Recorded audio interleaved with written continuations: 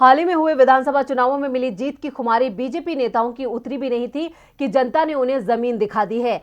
4 अलग अलग राज्यों में हुए विधानसभा और लोकसभा के उपचुनाव में बीजेपी को जबरदस्त हार का सामना करना पड़ा है और सबसे बड़ी बात यह कि इसमें से अधिकांश सीटें पहले बीजेपी के पास ही थी। तो कैसे अपने गढ़ में हार गई बीजेपी, देखते हैं ये रिपोर्ट। देश में बीजेपी के विरोध की आंधी चल रही है। इसका एहसास आज बीजेपी और उसके सहयोगियों को भी हो गया है।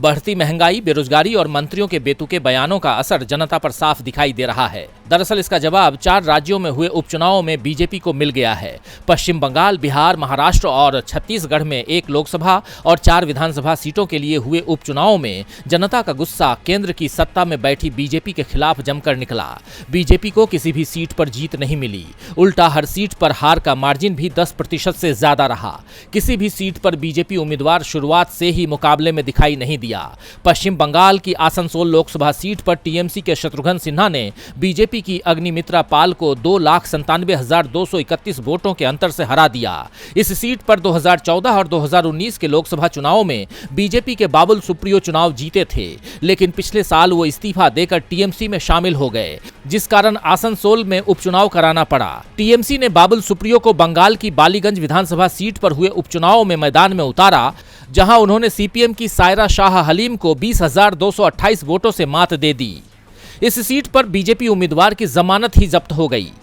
बंगाल से सटे बिहार में भी बीजेपी को अपने मजबूत गढ़ में हार का सामना करना पड़ा है। बिहार की बोचहां सुरक्षित सीट पर आरजेडी के अमर पासवान ने बीजेपी की बेबी कुमारी को 36,653 वोटों से हरा दिया।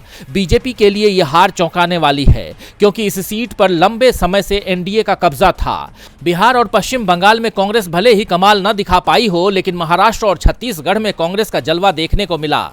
महाराष्ट्र के कोल्हापुर उत्तर सीट पर कांग्रेस की जाधव जयश्री चंद्रकांत ने बीजेपी के सत्यजीत को 18,594 वोटों से मात दे दी। इसी तरह छत्तीसगढ़ के खैरागढ़ विधानसभा सीट पर कांग्रेस की यशोदा नीलांबर वर्मा ने बीजेपी की कोमल जंघेल को 19,381 वोटों से हरा दिया। 5 सीटों पर हुए उपचुनाव में कांग्रेस और टीएमसी को 2-2 और आरजेडी को 1 सीट पर जीत मिली है, जबकि बीजेपी खाली हाथ रही।